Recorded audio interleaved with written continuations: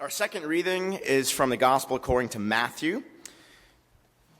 And if you'd like to follow along, you can find it on page 2 of the New Testament section of your Red Pew Bible. And this is Matthew's account of the story of the visit of the wise men, or the Magi. Matthew 2, verses 1 through 12.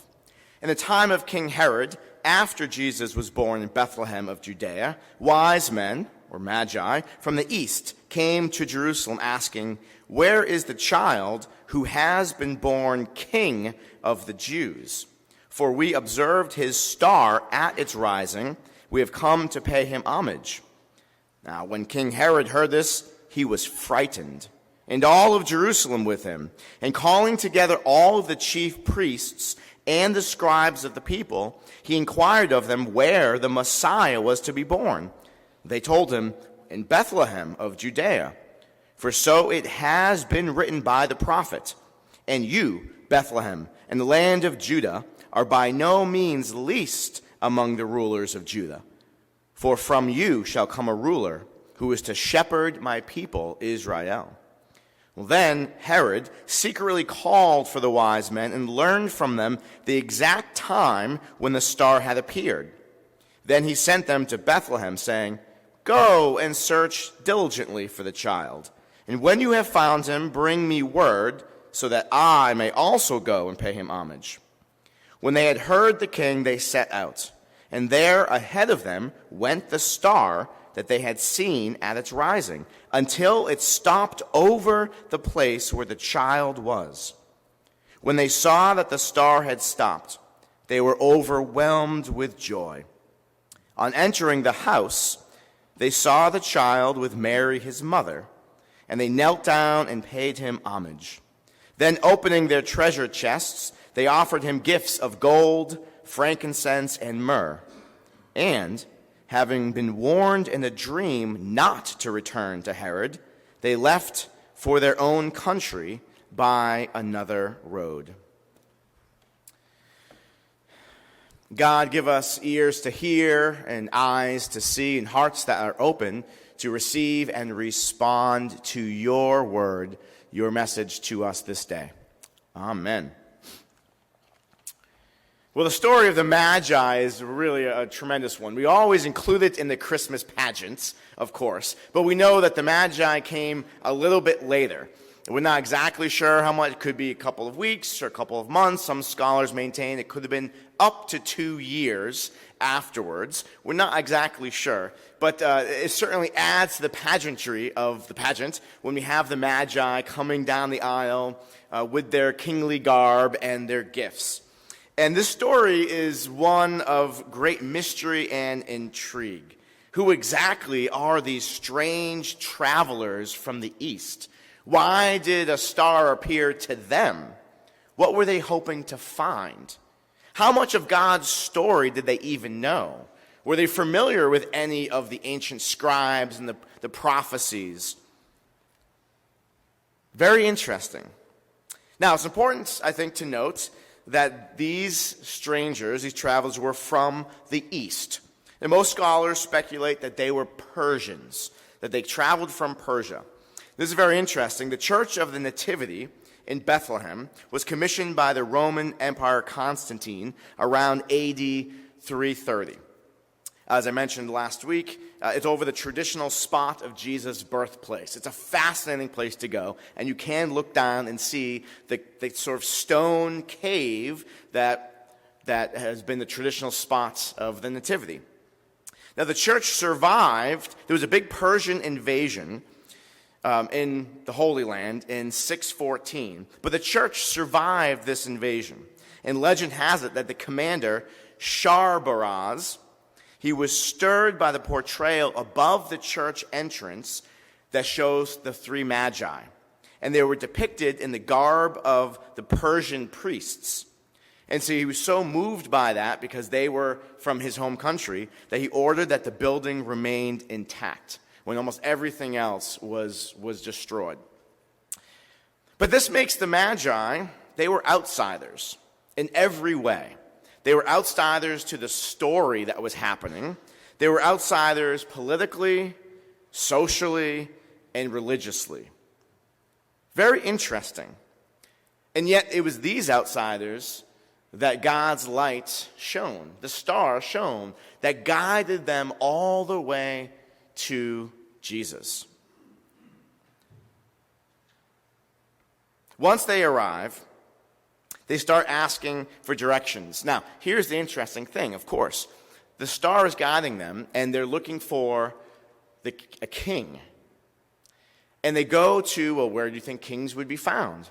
In the palace, in the capital. They go straight to Jerusalem. That's where the affluence is. That's where the status is. That's where King Herod was. So maybe they thought King Herod had a son, the next king. We want to go. This light is guiding us to that place. But in the place of authority and power and influence, that wasn't where the Messiah was to be born. That wasn't where the Messiah was born. In fact, Herod he wasn't a great ruler. Historically, we know he had 2 of his own sons killed because he was suspicious of them. We'll see, not today, but next Sunday, what Herod ended up doing because he felt so threatened by this child. Because God was about to do something very, very different to disturb those who were in power, to make level the playing field, if you will. So these magi arrive in the place that they would expect to find the new king, and they start asking questions. Where is this new king of the Jews? You can imagine that's not going to make them friends. Not at all. And so they instantly sort of have a target on themselves as well. Now we know that Herod wasn't a great guy and tried to trick them to say, well, go find this child, exactly where this child is, come back and let me know. Because what Herod wanted to do was to kill this child. That was his intent. He didn't want anybody else to take his throne, to take power or authority away. So we have these magi, outsiders and now probably political enemies in some ways. But they're also religious as well. But they're religious outsiders. They're not Jews. We know from ancient documents that magi, which were really astrologers, that's probably the best term for them. They were astrologers from Persia, but astrologers back then had different roles. That they were stargazers, but they also were priests. So they would interpret the stars to their own kings in Persia and would lead people in worship. Magi were responsible back then for showing how the gods were at work in the world and to lead people in divine revelation. And it's interesting that it was divine revelation that brought them to Jerusalem, seeking where they believed their gods were leading them. And then the Magi start asking for directions. They don't know where to go. So the chief priests and the religious scholars, the scribes, they were brought in to figure this out. They search the scriptures. They look at the prophecies from Isaiah and Micah and other of these Old Testaments, as we call them now, prophets, who all depicted and all told about when and where this Messiah would be born. So they determined, it looks like it's going to be Bethlehem. So the Magi are sent on their way to Bethlehem, where they end up at the house with Mary and the child. And it's interesting, too, who doesn't go with them? Who's not there?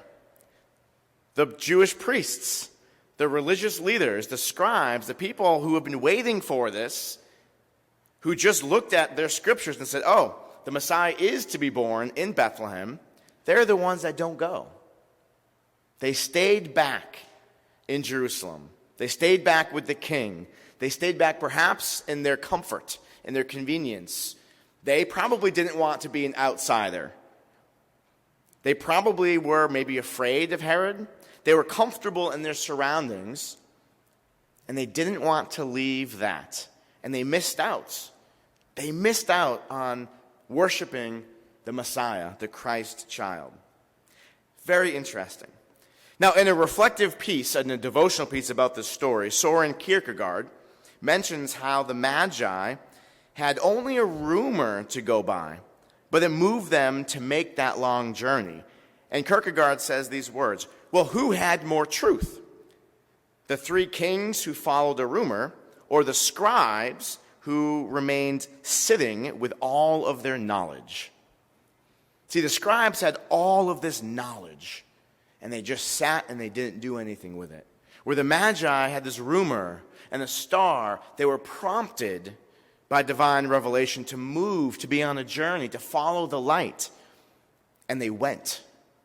It took faith and maybe some risk, and there probably was some fear and an unknown, but they went.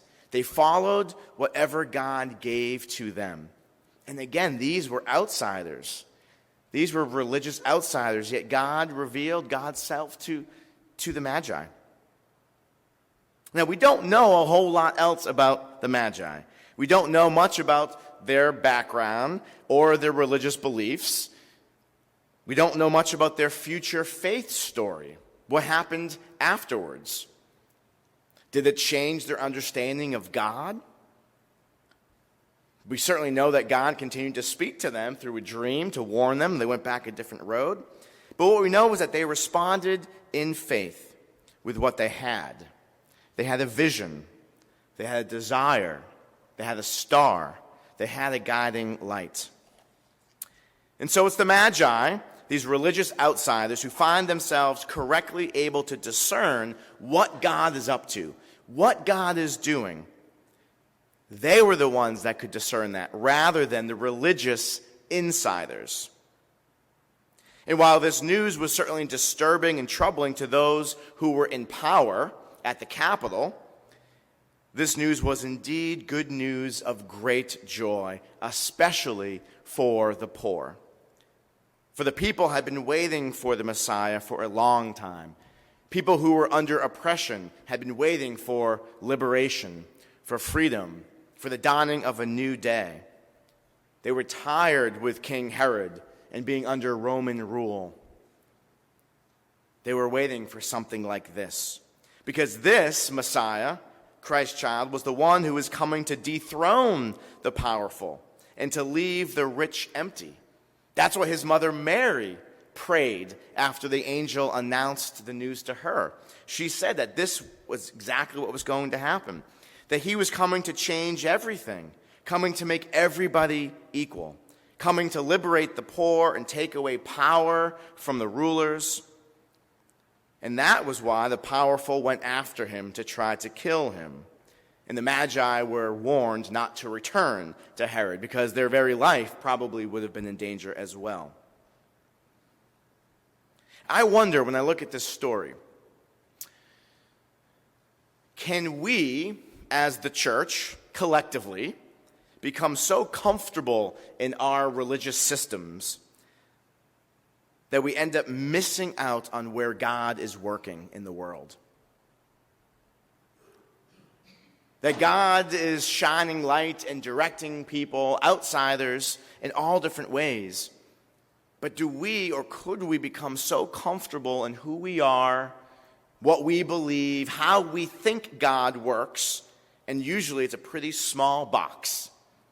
God's doing something far outside of the box, and we don't have eyes to see or ears to hear or hearts that are even open to seeing what God is doing, who else God is speaking to, where else God is leading people. And maybe God is leading us out of our confines, our comfortable confines, on a journey of faith and risk. In a great poem by Giancarlo Menotti entitled Love Alone, it says, "The child we seek doesn't need our gold. On love alone, he will build his kingdom. His pierced hand will hold no scepter. His haloed head will wear no crown. His might will not be built on your toil. Swifter than lightning, he will soon walk among us. he will bring us new life and receive our death. And the keys to his city belong to the poor.